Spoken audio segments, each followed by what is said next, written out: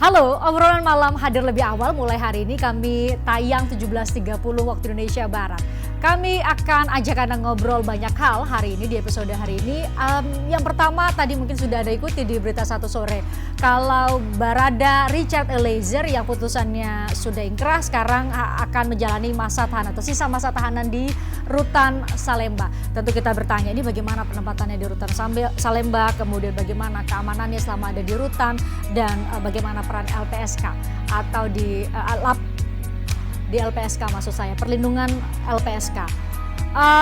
Kami juga akan berbincang atau ngobrol mengenai Partai Amanat Nasional di rapat koordinasi nasional yang katanya sih sengaja pilih di Semarang, Jawa Tengah karena mau kasih kode keras, mau minta Pak Ganjar Pranowo, Gubernur Jawa Tengah untuk jadi calon presiden. Dan kemarin Ketua Umum PAN menyatakan dalam pantunnya katanya senang sekali melihat ada Ganjar Pranowo dan Erick Thohir. Ini apakah mau dijodohkan oleh PAN?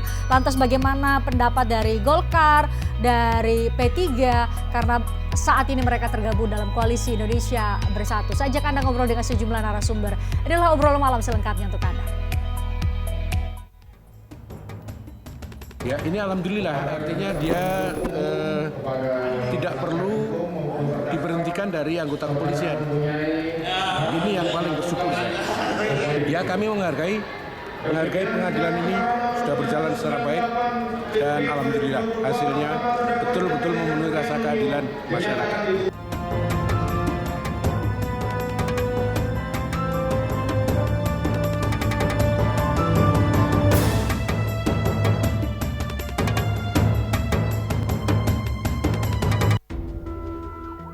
Terpidana kasus pembunuhan Brigadir Yosua Huta Barat, Barada Richard Eliezer, resmi dipindahkan dari Rutan Bareskrim Polri ke Lapas Salemba, Jakarta Pusat, Senin siang. Pihak Kejaksaan Negeri Jakarta Selatan dan Lembaga Perlindungan Saksi dan Korban (LPSK) melakukan pengawalan ketat terhadap Richard Eliezer yang menyandang status sebagai saksi pelaku atau justice collaborator. Eksekusi hukuman pidana dilakukan guna menjamin hak-hak Eliezer yang berstatus terpidana dengan vonis hukuman 1 tahun 6 bulan penjara. Vonis ini memang jauh lebih ringan dari tuntutan Jaksa Penuntut Umum JPU, yakni 12 tahun penjara. Vonis telah ingkrah karena JPU maupun Eliezer tidak mengajukan banding. Dari hasil sidang Komisi Kode Etik Polri yang digelar pada 22 Februari lalu, memutuskan mantan ajudan Verdi Sambo ini untuk tetap menjadi anggota Polri dengan sanksi mutasi yang bersifat demosi selama 1 tahun. Keputusan diambil berdasarkan beberapa pertimbangan Komisi Kode Etik, diantaranya Richard Eliezer belum pernah terjerat kasus pidana dan telah mendapatkan maaf orang tua Yosua hingga perannya sebagai justice collaborator. Sebelum bertugas kembali menjadi anggota Polri, Richard Eliezer harus tetap mempertanggungjawabkan perbuatannya. Lantas bagaimana nasib Richard Eliezer selama di BUI? Saya perkenalkan sejumlah narasumber yang bergabung secara virtual. Saya sapa selamat sore Pak Maneger Nasution, Wakil Ketua LPSK. Kemudian ada Ibu Rika Apriani atau Mbak Rika Aprianti, Kabak Humas dan Protokol Ditjenpas. Selamat petang Pak Maneger dan Mbak Rika. Selamat petang. Ya. Terima kasih. Saya ke Mbak Rika terlebih dahulu. Mbak Rika, jadi sudah disampaikan tadi ke teman-teman wartawan yang menunggu di Rutan Salemba, mau ditempatkan di ruangan khusus. Bisa digambarkan kepada kami ruangan khusus itu seperti apa? Karena yang menjadi pertanyaan bagi semua orang adalah bagaimana keamanan dari Richard selama ia menjalani sisa masa tahanan di saat ini di rutan ya, di Rutan Salemba. Ya, seperti yang kami sudah sampaikan juga dan juga teman-teman dari LPSK juga sudah menyampaikan bahwa kita terus berkoordinasi bekerja sama dengan LPSK, termasuk dengan penempatan Eliezer ini adalah kita mengakomodir rekomendasi dari LPSK. Artinya tempat yang kita siapkan itu adalah memang mempertimbangkan faktor keamanan, pembinaan dan juga pemenuhan hak-hak dasar untuk Eliezer. Jadi memang kita siapkan tempat khusus untuk Eliezer dan tentunya dengan terus berkoordinasi dengan LPSK karena memang statusnya Eliezer adalah Justice Collaborator Advocacy yang di bawah perlindungan LPSK. Oke, berarti dalam hal ini Ditjenpas itu mengakomodir apa yang diminta oleh LPSK ya dengan spesifikasi ruangan tertentu. Mbak Rika saat ini masih ada di lapas atau rutan Salemba ya? Ya, jadi Eliezer per hari ini tadi sudah sampai mungkin sekitar jam 3, langsung dilakukan beberapa administrasi, pendaftaran, registrasi. Yang artinya per hari ini statusnya Eliezer eksklusif dari kejaksaan sudah berubah dari tahanan menjadi narapidana lapas kelas 2A Salemba. Dan saat ini Eliezer tadi sudah pengecekan kesehatan dan saat ini masih dilakukan asesmen oleh PK Balai Pemasyarakatan Jakarta Pusat. Oke. Saya ke Pak Maneger kalau begitu. Pak Maneger, spesifikasi ruangan khusus dan kemudian ada standar operasional atau standar pengamanan seperti apa yang diminta atau di-request oleh LPSK kepada Ditjen Pas, sehingga ini ibu-ibu yang menanti dan mungkin setia sekali menanti menunggu persidangan di PN Jaksel kemudian juga ikut merasa nyaman nih, Pak Maneger. Ya Mbak, makasih juga, saudara juga Mbak Rika di lapas ya. Richard ini kan sudah kita perpanjang masa perlindungannya sejak Februari lalu.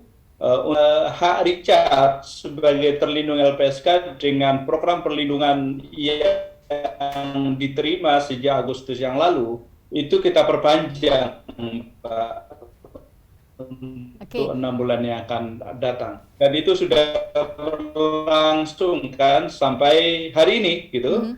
Dan itu kita perpanjang untuk 6 bulan yang akan datang. Cuma teknisnya, kalau selama ini kita koordinasi dengan Bareskrim di Mabes Polri, sehingga di tahanan kemudian LPSK mendampingi dengan 3 shift sehari, kemudian ada CCTV mobile gitu.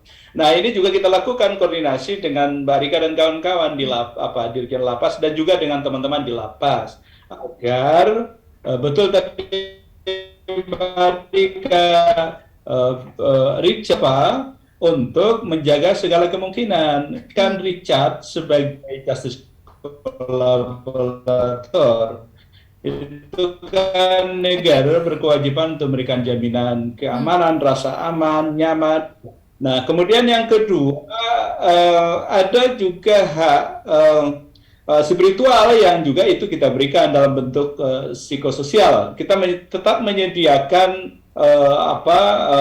pendeta bagi Richard agar ada penguatan secara spiritual. Tetapi juga hak-hak lain seperti disampaikan oleh Mbak Rika sebetulnya di Permenkumham ya ada di Perkumham 7/2002 itu Mbak itu punya hak-hak khusus kan ya. Di samping tadi akan terpisah khusus tapi juga ada hak remisi. Bahkan juga ada hak yang disebut dengan cuti nanti jelang bebas. Ada asimilasi termasuk juga pembebasan bersyarat. Ini yang kita koordinasikan dengan teman-teman Kumham khususnya Dirjen Lapas dan kawan-kawan di lembaga pemasyarakatan. Pak Maneger, kita coba urai satu-satu ya. Tadi banyak sekali hak-hak sebagai terpidana dengan status sebagai justice collaborator yang dimiliki oleh Richard Eliezer. Tadi satu Anda sebutkan bahwa hak remisi. Mungkin bisa disampaikan, ini kan kalau dihitung-hitung Richard itu harus menjalani masa tahanan sisanya 1 tahun 6 bulan, sudah menjalani masa tahanan kurang lebih 7 bulan ya, berarti sisa sekitar 9 bulan. Apa-apa saja hak remisi satu, kemudian Anda sebutkan tadi hak untuk asimilasi, jelang pembebasan nanti, kemudian hak untuk hak-hak lain yang melekat pada dirinya sebagai justice collaborator, Pak Maneger. Iya, betul Mbak. Richard ini kan diputus 1 tahun 6 bulan atau 1,5 tahun. Ketika hakim membacakan putusan ini, kemudian hakim bertanya kepada Richard apakah akan menggunakan hak banding. Richard mengatakan tidak. Jaksa penuntut umum untuk tidak mengambil hak untuk melakukan upaya banding. Artinya apa? Artinya Richard itu inkrah 1,5 tahun. Nah, kalau bicara tentang berapa lama lagi Richard di lapas, itu betul Mbak tadi kurangin dengan masa penahanan yang kurang lebih 6 atau 7 bulan yang lalu. Berarti masih ada sekian, dan ini yang kemudian nanti kita perjuangkan. Tentu kita koordinasi dengan teman-teman Mbak Rika dan kawan-kawan di lapas. Bagaimana kemudian Richard itu diberikan hak remisinya, dan kemudian ada pembebasan bersyarat. Nah, nanti kemudian sebelum pembebasan misalnya juga hak asimilasi, termasuk cuti jelang bebas. Nah, hak-hak seperti ini tentu sekali lagi Mbak, LPSK akan memberikan rekomendasi kepada Kumham, Dirjen Lapas, dan tentu dengan teman-teman di lapas agar hak-hak Richard sebagai JC ini betul-betul di apa. Ini kita bersyukur di hulu sampai hilir ini kita kemudian mudah-mudahan ini menjadi contoh yang baik bagi penanganan terdakwa dengan status sebagai GC masa yang akan datang. Begitu Mbak. Ya, saya ke Mbak Rika. Mbak Rika, tadi ruangan khusus yang dengan pengamanan, kalau tadi Pak Manegar cerita, kalau di Barreskrim saat masih masa tahanan ketika putusannya belum ingkrah, ada pengamanan, ada CCTV, sehingga kemudian ada pemantauan atau pengawasan yang ekstra ketat. Kalau di lapas sendiri, di lapas Salemba sendiri, bakal seperti apa? Mungkin tidak semua orang punya akses ke sana. Bisa digambarkan apakah ada pengamanan 24 jam, ada CCTV atau hal-hal lain di lapas?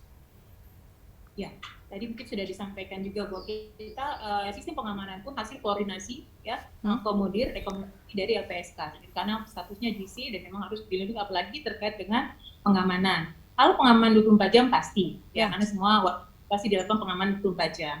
Ada khususan pastinya terkait dengan hal-hal yang mendukung, seperti tadi disampaikan pelaksanaan pembinaannya, pelaksanaan layanan termasuk layanan makan dan lain-lain.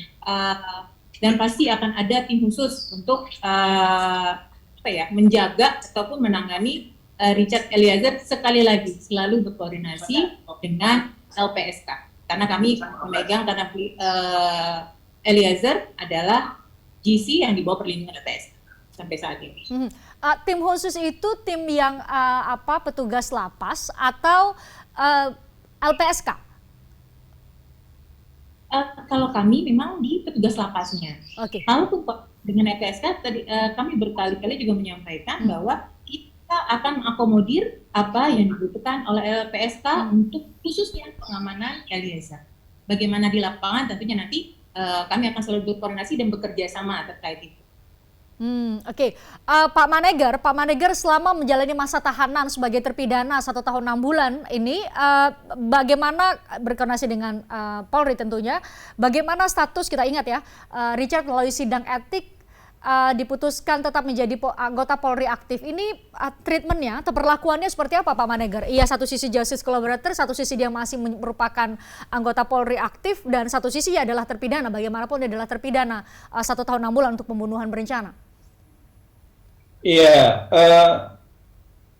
perlakuan terhadap Richard sebagai JC sebetulnya relatif kita anggap ini contoh terbaik ya yang pernah kita lakukan atau yang pernah kita alami ya, di mana sejak dari hulu ya, di penyelidikan, penyidikan, di penuntutan, di persidangan hakim memutuskan, kemudian jaksa penuntut umum kemudian tidak banding, Richard tidak banding, ingkrah, dan dengan teman-teman di hilir, di lapas, teman-teman di Kumham khususnya Dirjen Lapas, ini kita apresiasi karena hasil diskusi kita, hasil koordinasi kita luar biasa baik ya, seperti yang disampaikan oleh Ika tadi. Nah, karena itu tentu ini menjadi kesepahaman bersama lah, bahwa ini baru pemindahan ini kan baru hari ini, dan kita sedang berkoordinasi dan tim kita juga masih di lapangan untuk memastikan tadi, karena dia punya hak untuk perlindungan fisik. Tadi Bu Rika menyebut ada tempat khusus.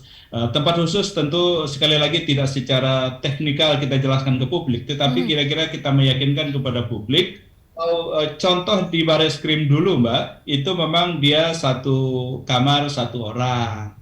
Dia kemudian tidak dipertemukan dengan para terdakwa yang lain. Kemudian LPSK diberi akses untuk melakukan penjagaan 24 jam 3 shift untuk 24 jam. Kita diperkenankan juga untuk terdekat dengan Richard termasuk juga menyediakan fasilitas CCTV mobile gitu yang disiapkan oleh LPSK.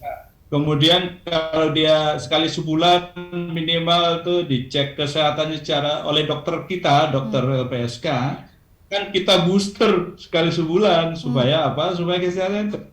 Kemudian psikologisnya juga begitu, termasuk fasilitasi untuk penyediaan tenaga rohaniawan khususnya pendeta bagi Richard. Nah, kita itu tetap kita koordinasikan dengan teman-teman Bu Rika di lapas agar nanti kita tahu juga ini tentu LPSK memahami betul bahwa lapas itu punya kewenangan, lapas itu punya personil, punya sistem begitu ya, kita hargai itu.